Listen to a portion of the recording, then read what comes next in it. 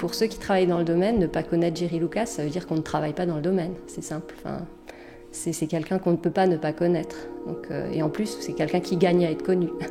Pour moi, Jerry Lucas, c'est quelqu'un qui a une énergie formidable, une passion contagieuse. Un exemple, une école européenne de recherche. Talent et modestie. C'est un grand nom du domaine, un leader du domaine des points de contrôle du cycle cellulaire.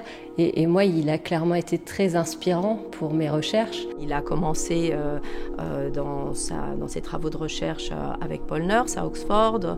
Ensuite, il a continué à Heidelberg. Et puis ensuite, il s'est installé à Copenhague où là, il a poussé ses efforts. Et je dirais l'originalité de sa démarche, c'était d'essayer de suivre dans le contexte vivant, avec des approches d'imagerie sophistiquées, tous les aspects dynamiques associés aux problèmes de cassure dans l'ADN. C'est vraiment lui qui, avec sa femme, Claudia Lucas, qui travaille avec lui dans son laboratoire, qui a développé un système de micro-irradiation laser pour suivre en temps réel le recrutement des facteurs de réponse au dommage à l'ADN, des protéines de checkpoint. Et il a permis, grâce à cette technique, vraiment de disséquer les différentes étapes et leurs interdépendances. We've been building up a lot of different methods to use microscopy to visualize cellular functions. Visualiser des défauts de réplication de l'ADN à l'échelle du génome et à l'échelle du noyau de la cellule. Et voir les choses en temps réel, je trouve que ça a une valeur ajoutée considérable.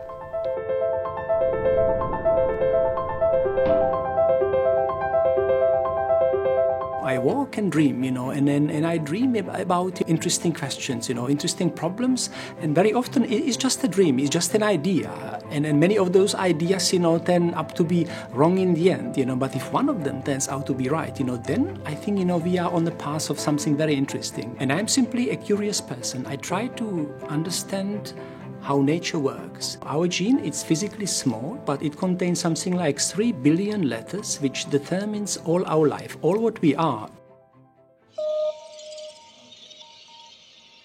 Cancer, in very simple terms, is when cells in our bodies forget to do what they are supposed to do, if they misbehave. Because a normal cell should be born, should live a certain amount of time and perform its function, and then it should die, just as we do. But the cancer, the difference between normal cell and cancer cell, that this cancer cell, it actually forgets to die.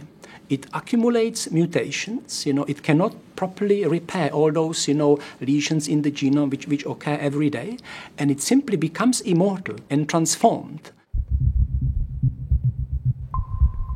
Why this cell behaves like a cancer cell? What are all the molecular mechanisms that go wrong and that are out of control to make the cell divide and divide and divide without listening to any outer kind of regulations? Le cancer est une maladie génétique, donc démarre au niveau de l'ADN. Et donc nous avons maintenant dans le laboratoire de Jerry Lucas des méthodes nouvelles qui sont capables de mesurer thermodynamiquement et cinétiquement la qualité d'un ADN. This technique, you are really looking at the entire human genome, every single gene of a human cell is tested whether it is important for DNA repair or not.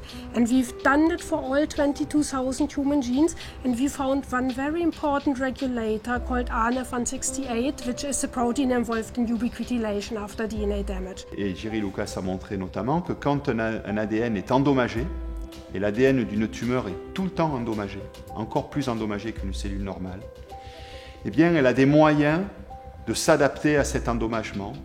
Notamment, elle arrête ce qu'on appelle les origines de réplication de façon transitoire. Donc elle arrête de répliquer son ADN de façon à réparer son dommage et puis elle redémarre sa réplication de l'ADN.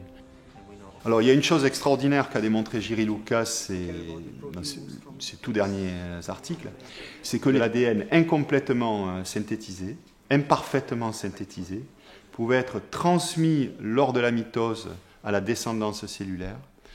Et ça, c'est majeur. Et il a mis en évidence des marqueurs moléculaires qui permettent de suivre ce phénomène au cours du temps par imagerie.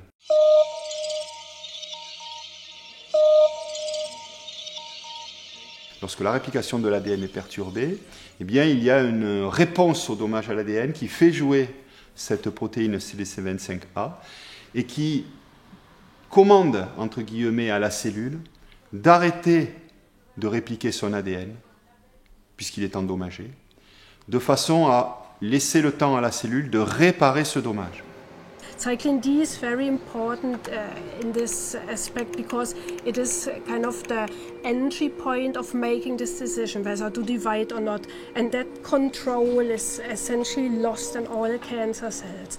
Through cyclin D and this link to the tumor suppressor retinoblastoma protein, I actually, contribute to describe how one of the major tumor suppressor pathway works. And it was my very strong entry point to cancer research, actually the determining one. I think before that I did many things in biology, development, zoology, basic biology, but this brought me, to the path of cancer research, which I never really left.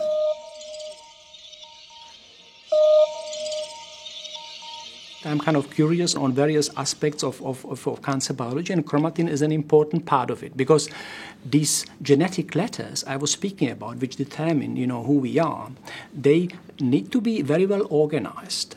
And chromatin, these are small proteins which help organize our genetic information, pack it together.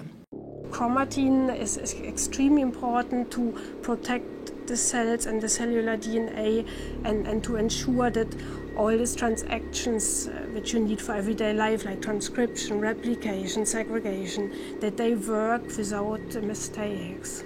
Donc quand la chromatine va mal, la cellule va mal. Et les travaux de Jiří Lukács, surtout les derniers, c'est d'essayer de comprendre comment cette chromatine est remodelée pour permettre cette réponse à l'ADN. This is where our interest in chromatin starts, because we know that to understand the mechanism for keeping the genome healthy, the genetic letters healthy, we need to understand the backbone of it, because it is often used as a scaffold, as a matchmaker, as a basis to actually allow the genome to replicate and also to allow to repair the genetic lesions in it. Ça ouvre un autre champ de médicaments qu'on appelle les médicaments épigénétiques, qui modifie la chromatine du génome.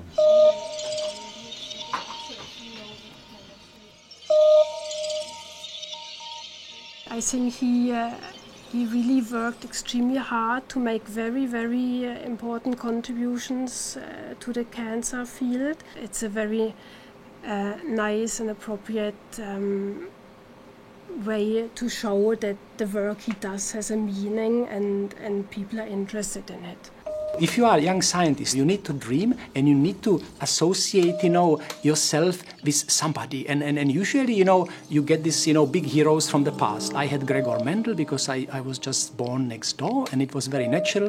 I also had Theodore Boveri who discovered, principles of microscopy and cell division. But, these, they lived several centuries before me. These are kind of, textbook heroes. But what is very nice on science these days, because it moves so fast, that you can actually get your heroes and still see them, still touch them, talk to them.